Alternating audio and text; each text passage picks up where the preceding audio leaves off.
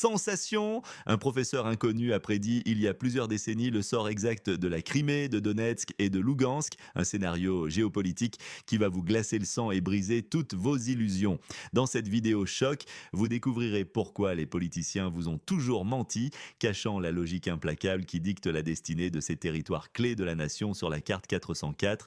Nous allons révéler les coulisses des négociations secrètes, les vrais enjeux dissimulés par les médias et pourquoi chaque phrase prononcée en public est une mise en scène. Préparez-vous à une vérité dérangeante sur la bataille implacable pour la Crimée, Donetsk et Kherson, loin des slogans et des promesses. Oh, sa théorie, ignorée pendant des années, explique que ces régions ne sont pas un simple enjeu local, mais des pions cruciaux dans une lutte mondiale impitoyable pour le pouvoir. Comprenez enfin pourquoi la guerre, les trêves et les pourparlers ne sont que la pointe émergée de l'iceberg, masquant des décisions déjà prises au plus haut niveau. L'avenir du monde se décide maintenant sous vos yeux. Dites-nous en commentaire d'où regardez-vous cette vidéo, des territoires perdus et des promesses brisées. Depuis plus de 10 ans, une bataille acharnée déchire Donetsk, Lugansk et la Crimée, alors que la paix demeure un mirage insaisissable, une vérité que personne n'a osé vous révéler jusqu'à aujourd'hui, car un homme l'avait prédit. Pendant plus de 10 ans, un conflit incessant a ravagé Donetsk, Lugansk et la Crimée. Des milliers d'experts ont débattu, des politiciens ont élaboré d'innombrables théories, mais aucune solution durable n'a émergé. C'est un échec patent. Les accords de Minsk, présentés comme un espoir, n'ont fait qu'entériner l'impasse. Ils n'ont apporté aucune résolution réelle, juste une pause illusoire. Les médias ont délibérément déformé la vérité. Ils vous ont servi des versions biaisées masquant la véritable nature du jeu. Les discours publics des dirigeants contrastaient violemment avec les discussions tenues en coulisses. C'est la manipulation à son paroxysme. Les slogans comme le retour à tout prix, ensemble pour toujours, nous n'abandonnons pas les nôtres, résonnaient. Mais qui écoutait vraiment? Kenneth Waltz l'avait compris. Il affirmait, dans les relations internationales, il n'y a pas de coïncidence, tout est soumis à la logique de la lutte pour le pouvoir. Cette vérité est la clé. Elle explique pourquoi la paix reste hors de portée dans cette région, pourquoi tous les accords ont échoué. Nous allons vous révéler la vérité cachée derrière ces gros titres, la réalité brutale des promesses politiques brisées. Rejoignez notre communauté pour une information sans filtre. Cette manipulation a un coût humain immense, un coût que personne ne peut ignorer. Partagez cette analyse cruciale pour que la vérité éclate au grand jour.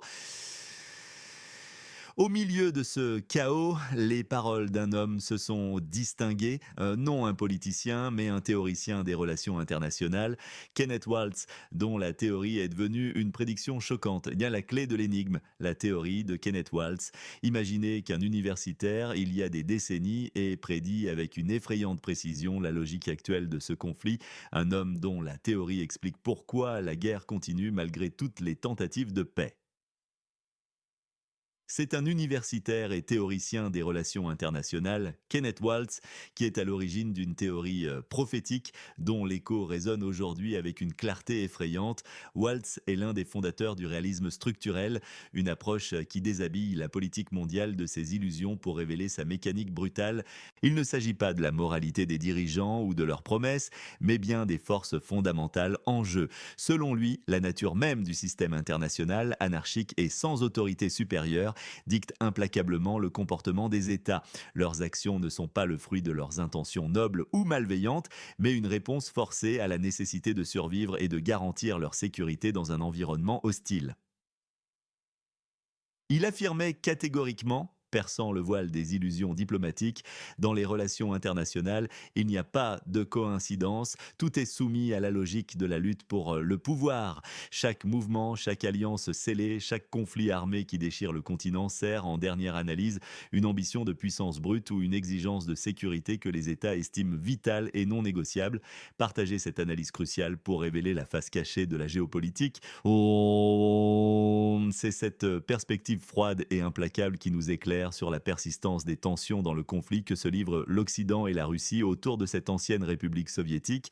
Les discours officiels masquent une réalité plus dure, celle d'une compétition acharnée pour l'influence et le contrôle des ressources et des positions stratégiques. Waltz prédisait que le destin de régions vitales telles que la Crimée, Donetsk et Kherson ne serait jamais laissé aux caprices des référendums locaux ou aux promesses de longs pourparlers diplomatiques illusoires.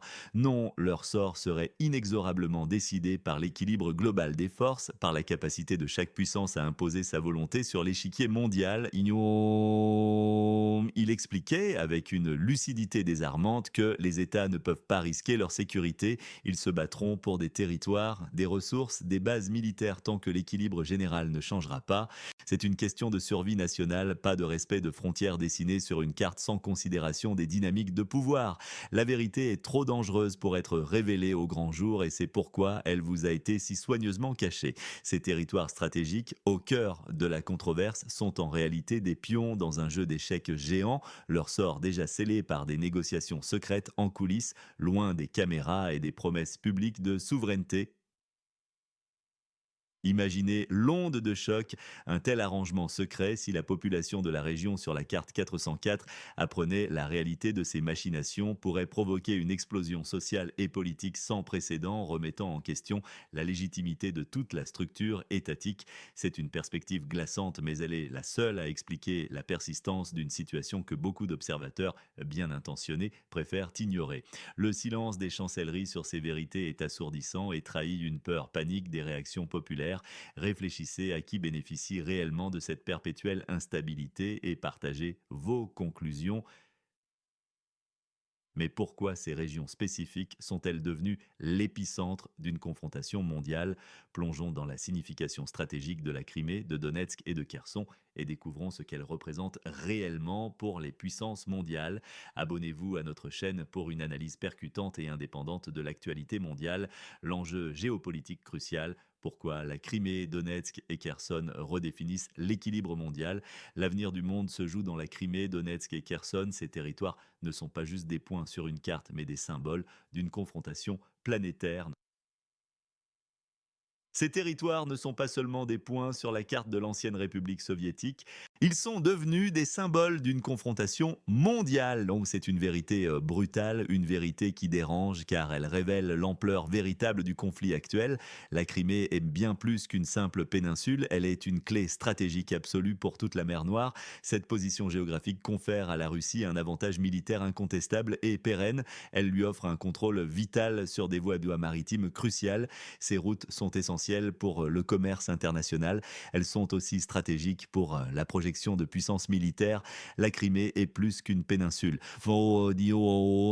C'est une clé vers la mer Noire, vers les routes maritimes, vers le contrôle des frontières sud de l'Europe et du Moyen-Orient.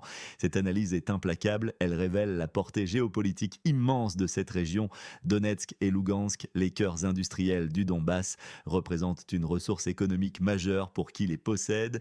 Historiquement, ces régions ont alimenté une grande partie de l'industrie lourde. Mais au-delà de l'économie, ils sont un puissant symbole identitaire pour des millions de russophones. C'est une question d'héritage culturel et linguistique, souvent ignorée par les observateurs occidentaux. Ces régions sont clairement devenues un instrument de pression géopolitique majeure.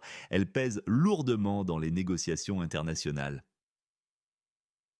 Kherson, après sa capture initiale puis sa libération par le pays sur la carte 404, incarne un pont stratégique inestimable vers la Crimée.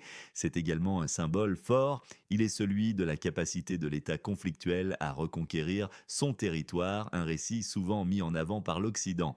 Pour la Russie, la perte définitive de ces territoires équivaudrait à une humiliation profonde et inacceptable. Elle marquerait la fin d'une ambition impériale historique. Ce serait une défaite lourde de conséquences sur la scène internationale. Pour le pays voisin de la Russie, en revanche, c'est une question de survie nationale pure et simple. L'intégrité territoriale est perçue comme la base même de son existence en tant qu'État. Ces enjeux ne sont pas locaux. Il dépasse largement les frontières régionales, il touche directement à l'équilibre des puissances mondiales. La manière dont ce conflit se résoudra redessinera la carte du pouvoir international pour les décennies à venir. C'est une danse périlleuse où chaque mouvement compte. La destinée de millions de personnes dépend de ces quelques arpents de terre et le monde entier retient son souffle craignant le prochain chapitre de cette confrontation. Dites-nous en commentaire quels sont, selon vous, les véritables enjeux cachés derrière ces symboles de pouvoir et d'influence. Alors, pourquoi les puissances mondiales peinent-elles tant à trouver un terrain d'entente? C'est parce qu'en coulisses, les enjeux sont bien plus complexes que les discours publics ne le suggèrent. Le jeu des puissances, ce qui se passe vraiment en coulisses, les sourires devant les caméras cachent des négociations brutales et des craintes paralysantes. Poutine, le dirigeant russe, fait face à des lignes rouges absolues, inébranlables, des positions de principe qui ne peuvent être compromises. Pour lui, la Crimée et le Donbass ne sont pas de simples territoires négociables, c'est une question de principe fondamentale ancrée dans l'histoire et la sécurité nationale. Toute concession, même la plus minime, sur ces régions serait perçue non seulement comme une défaite interne, majeur face à son propre peuple, mais aussi comme une démonstration de faiblesse internationale inacceptable pour Moscou. La réalité politique est brutale. Rien pour Poutine, céder quoi que ce soit serait considéré comme une défaite. Il s'agit d'une position qu'aucun leader ne peut se permettre d'afficher sur la scène mondiale. Zelensky, le président de la nation sur la carte 404, est piégé entre le marteau et l'enclume. Pris dans une contradiction paralysante, il ne peut en aucun cas céder un seul millimètre de terre de cette ancienne république soviétique sans trahir les promesses solennelles faites à des millions de citoyens qui ont déjà tant souffert. Ce serait une trahison impardonnable de leur sacrifice. Pourtant, il subit une pression colossale, une pression presque insoutenable de la part de ses alliés occidentaux qui exigent de la flexibilité dans les négociations.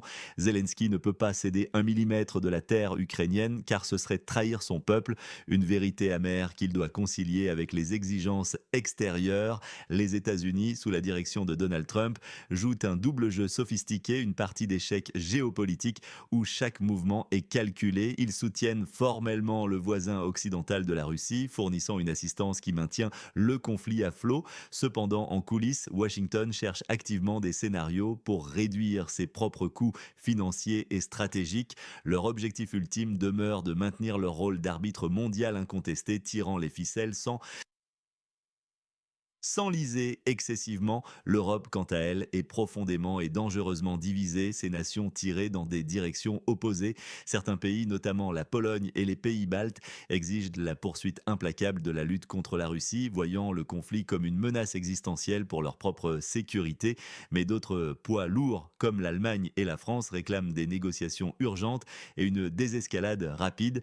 Ils sont confrontés aux souffrances économiques massives et aux perturbations sociales que ce conflit engendre sur leur propre sol. Cette disparité d'intérêts affaiblit la position européenne globale. Pendant ce temps, la Chine observe la situation depuis l'extérieur avec une patience stratégique millénaire. Pékin, le géant asiatique, attend le moment propice, le moment où toutes les parties seront épuisées. Elle se présentera alors comme un pacificateur crédible, offrant une porte de sortie que personne ne pourra refuser. Ce positionnement lui permettra de renforcer de manière significative son influence mondiale grandissante à l'heure où l'Occident semble s'enliser. C'est une stratégie de puissance calculée, un coup de maître potentiel. Soutenez un journalisme libre et indépendant en partageant cette analyse. Donc, découvrez la double face des discours publics et les vrais enjeux qui empêchent Poutine, Zelensky, Trump et les dirigeants européens de parvenir à un accord, révélant la profonde hypocrisie des interactions internationales. Partagez vos réflexions sur ces manœuvres diplomatiques complexes et leurs conséquences inévitables. Alors, face à ce tableau complexe, qui finira par contrôler la Crimée, Donetsk et Kherson? La réponse est plus surprenante et pragmatique que vous ne l'imaginez et elle est guidée par la logique impitoyable de l'équilibre des forces, le véritable pronostic pour les territoires contestés, qui les contrôlera et quand. La question brûle sur toutes les lèvres, à qui appartiendront la Crimée, Donetsk et Kherson? Ne manquez pas nos analyses exclusives, abonnez-vous et activez les notifications pour ne rien rater des enjeux géopolitiques complexes. Oubliez les fantasmes de victoire totale, oubliez les chimères de défaite humiliante.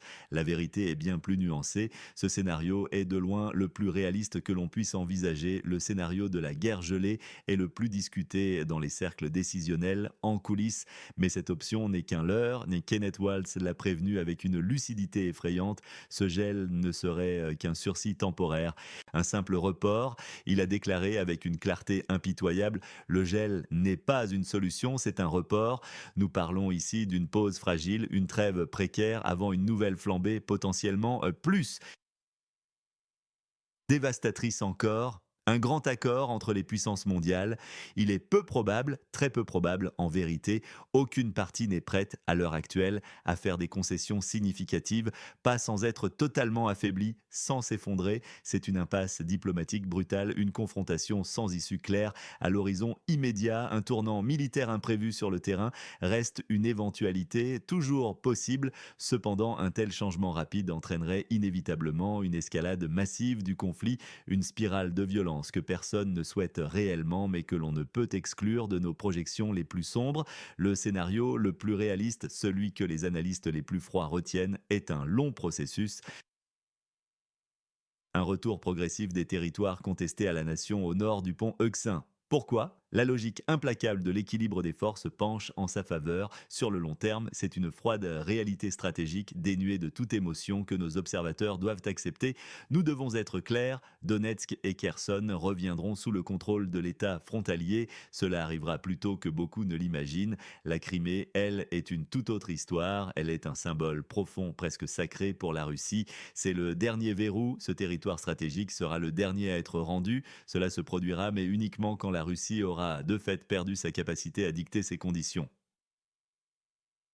Quand sa position de force aura été érodée par des années de confrontations exténuantes et coûteuses, il faut l'admettre, avec un réalisme brutal, la Russie s'affaiblit progressivement. C'est une évolution que nous observons avec vigilance. Simultanément, le pays sur la carte 404, avec l'aide occidentale, se renforce. Cette dynamique est implacable, elle façonne le futur du continent. C'est une leçon que le temps nous enseigne, douloureusement et sans complaisance. La réalité est glaçante, la route sera longue, semée d'embûches, jalonnée de sacrifices, mais la direction est tracée, peu importe le prix.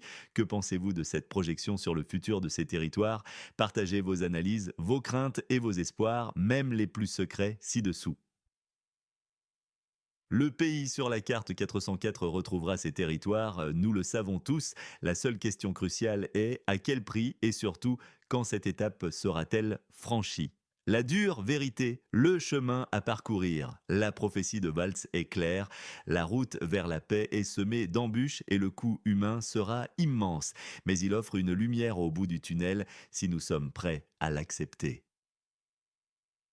Le chemin devant nous s'annonce long, interminable et profondément douloureux, exigeant des compromis insoutenables et des négociations constantes, bien loin des visions simplistes d'une victoire rapide ou d'une défaite totale. Ce que les officiels et les médias occidentaux déclarent publiquement jour après jour n'est qu'une façade, un voile opaque sur la véritable implacable lutte en coulisses qui se joue pour la redéfinition même de l'équilibre des forces mondiales. Cette bataille est menée sur tous les fronts, diplomatique, économique, militaire, informationnel. Chaque déclaration, chaque sanction, chaque envoi d'armes est une pièce dans un échiquier complexe où les enjeux dépassent de loin les frontières actuelles. Kenneth Waltz, l'un des penseurs les plus lucides de la géopolitique, l'a formulé avec une clarté désarmante, une vérité que beaucoup refusent d'entendre. Tant que la structure du système ne changera pas, le conflit ne se terminera pas. Cette affirmation n'est pas une simple observation, elle est fondamentale pour comprendre la nature intrinsèque de cette confrontation. Nous ne parlons pas ici d'un simple litige territorial, d'une querelle pour quelques régions isolées. Non, ce conflit est une lutte existentielle, un point de basculement vers un nouvel ordre mondial. C'est, comme on l'a si bien dit, une lutte pour un nouvel ordre mondial, une redéfinition des sphères d'influence, des alliances, des principes qui régissent les relations internationales. La Russie y joue sa sécurité et sa place légitime sur la scène mondiale face à une hégémonie unipolaire contestée. Malgré les revers tactiques apparents, les coûts humains colossaux et les discours partisans, la logique froide, brutale du système international pourrait, à long terme, favoriser une forme de retour de certains territoires à la nation voisine. Cependant, il ne s'agira pas d'une victoire simple et nette, mais d'un processus exténuant entaché d'un coût exorbitant en vies humaines et en ressources et assorti de concessions stratégiques massives dictées par la force des choses et non par la justice. C'est le prix à payer pour maintenir, même artificiellement, une certaine façade d'ordre international, un prix que les populations locales paieront de leur sang et de leur dos. À venir, la Russie, de son côté, maintiendra sa souveraineté sur la Crimée avec une détermination inébranlable, une position non négociable ancrée dans l'histoire et la sécurité nationale. Mais même la plus forte des volontés et la plus solide des positions stratégiques doivent intégrer l'épuisement progressif des ressources et la pression incessante de l'isolement international, des facteurs que même une grande puissance doit anticiper et gérer dans sa stratégie à long terme. Il ne s'agit pas de capitulation, mais d'une adaptation stratégique au grand jeu des puissances, un ajustement des voiles face au vent contraire de l'économie globale et de la diplomatie. La guerre elle-même n'est pas une fin en soi, elle est un catalyseur puissant, un accélérateur de changements profonds. Elle modifie de manière irréversible l'équilibre des pouvoirs non seulement entre les belligérants directs, mais aussi au niveau régional et mondial. De nouvelles alliances se forment, d'anciennes se fissurent, des puissances émergent, d'autres déclinent. C'est cette redistribution fondamentale du pouvoir qui déterminera en fin de compte le destin réel de ces régions, leur appartenance future et la nature de leur gouvernance. C'est la fatalité géopolitique impérieuse qui se dessine sous nos yeux, une vérité inéluctable qui transcendra les illusions et les propagandes et qui redéfinira durablement la carte du monde. Abonnez-vous à notre chaîne pour ne manquer aucune de nos analyses cruciales sur le futur de la géopolitique mondiale. Comprenez bien, cette fatalité géopolitique, ce grand échiquier, déterminera aussi et de manière irrévocable votre futur. Dites-nous dans les commentaires ce que cette dure vérité signifie pour vous. La vérité, même difficile, est essentielle pour éclairer le monde qui nous entoure. Restez connectés pour notre prochaine analyse qui promet d'être tout aussi fascinante.